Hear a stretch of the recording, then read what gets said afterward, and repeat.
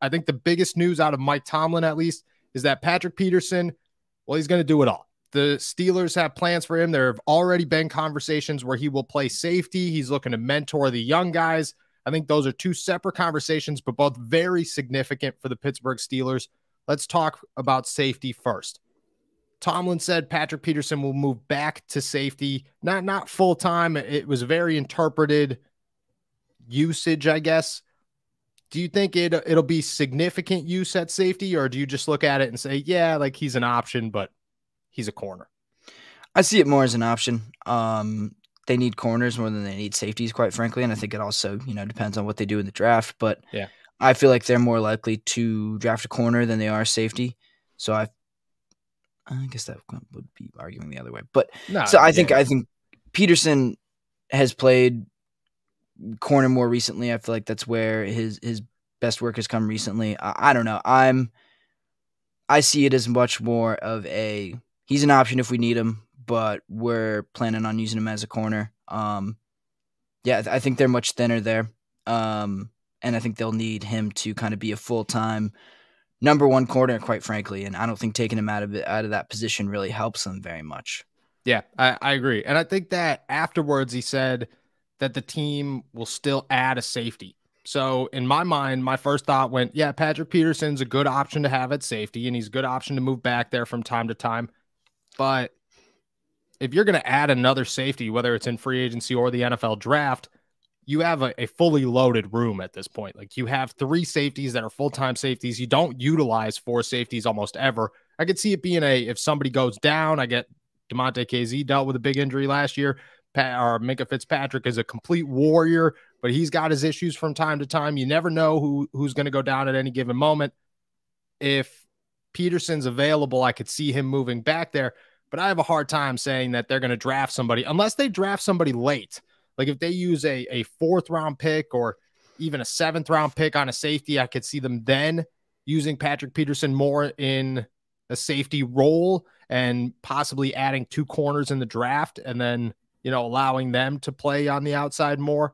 But if it's already a loaded safety room, I have a hard time saying that they're going to come out here and Patrick Peterson's going to start at strong safety next to Minkah Fitzpatrick. Do you think that it does affect their draft? Like Mike Tomlin said, they'll add another safety, but Patrick Peterson will also play a little bit of safety.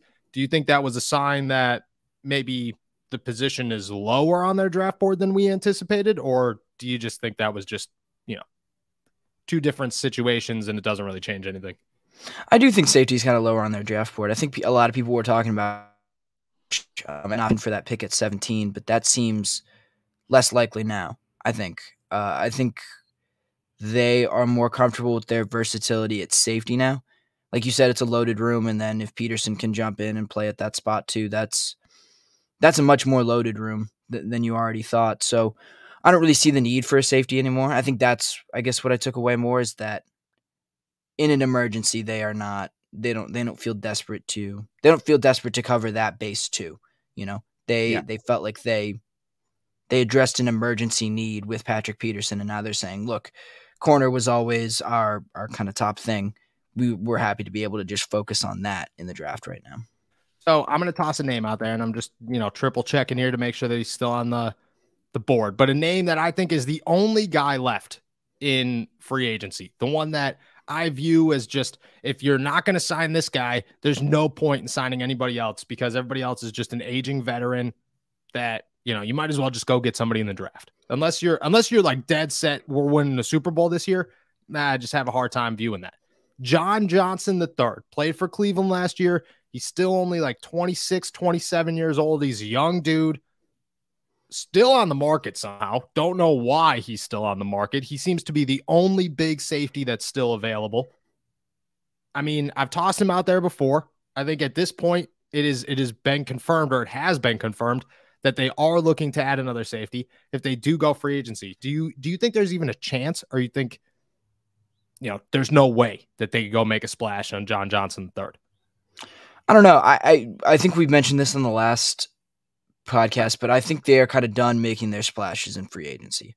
Okay. Like anything else they do is going to be kind of on the periphery. It's going to be depth moves. It's not going to be no one who's going to play, barring major injuries, no one who's going to play a significant number of snaps. So I don't really think so. I think they would rather just.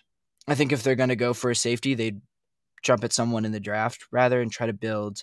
Because that's the thing, they've got a ton of veterans. I feel like in that safety room, not a ton of young depth right there, and I feel like they would rather not look for a project, but look for someone that they can develop a little, someone who might be more in their long-term plans than, a rental or a 1 or 2 year guy.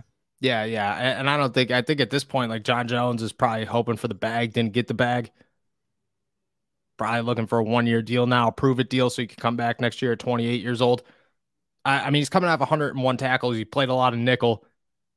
He's an intriguing name, but I agree with you. I think that they'd go draft. I think that they wanted Trey Norwood to turn into something. He didn't turn into anything. So now they're looking for a new Trey Norwood, a better Trey Norwood, but somebody that they could look at and say, even if this guy is not a superstar today, he could play. And then next year, maybe 2 years from now, he could play a little bit more. I dropped that in my mock draft, which again, we'll get to in a little while, but I do have them filling that need.